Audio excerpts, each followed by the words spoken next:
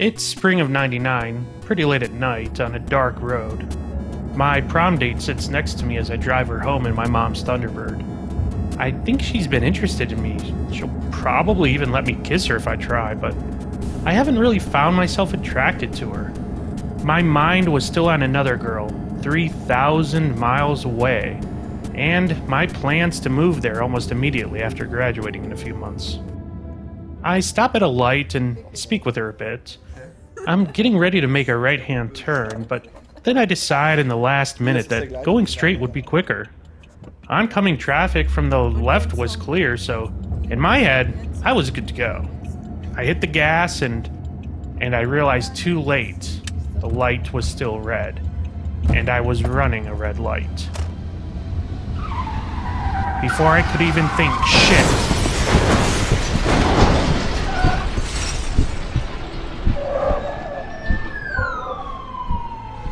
Now, I'm sobbing in the passenger seat of a police cruiser as I explain what happened, still in a shock at my first car accident. My date's parents show up and take her away, glaring at me.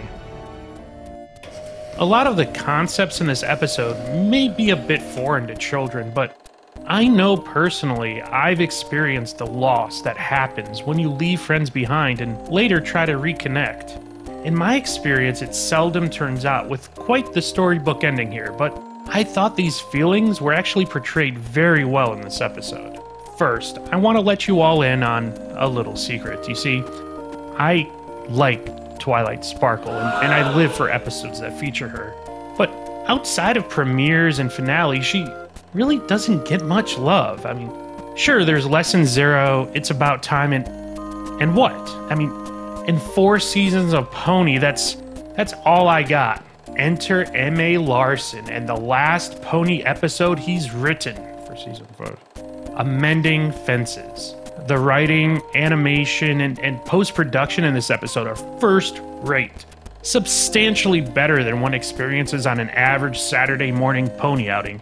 For the first time, Princess Twilight finds herself having to fix a friendship problem she inadvertently caused herself. The purported Mary Sue is brought to her knees as the guise of infallibility foisted upon her by the Brony fandom falls away and reveals to us all she is still the same Twilight from before.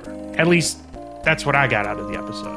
As her reflection stares back at her in the picture framing her current friend, Spike's big mouth brings about a moment of realization and reverie, wherein Twilight recalls faintly the time that was before her pivotal move to Ponyville. Albeit, obviously, they were never as close as she now is with her Ponyville pals. The fact the Princess of Friendship could so quickly and completely forget her old friends, it's a shock to both Her Highness and the viewer. Allusions to the past predominated throughout the episode. The contemplative conversations Twilight held through reflections were beautifully animated, and they helped transport me into a nostalgic state of mind, similar to what she must have been experiencing in those moments. I've noticed, actually in my life, that regret has a tendency to accumulate in my sentimental thoughts, and really in much the same way the dust in Twi's old tower room accumulated.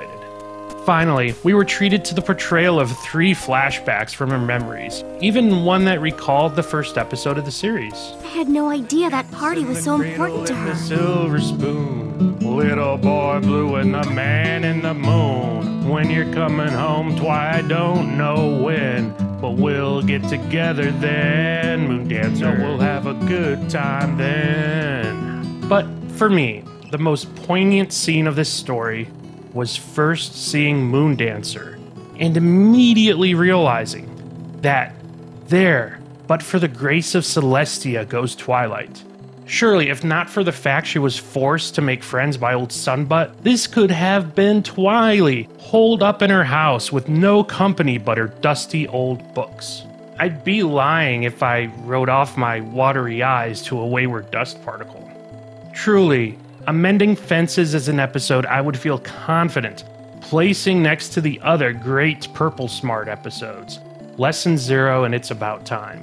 It's a great episode to go out on. In a related note, I'd like to take a moment to once again sincerely thank Mitch A. Larson for his remarkable work on the Pony series, and to wish him all the best in his future endeavors, whatever they may be. Back to the story about my prom date so long ago. Neither me nor my date were injured, luckily. And I was in the police cruiser just to give my side of the story. I wasn't under arrest or anything. A few months passed, and I did leave home, and I moved 3,000 miles away to be closer to this other girl, who, it ends up, really wasn't interested in me anyway.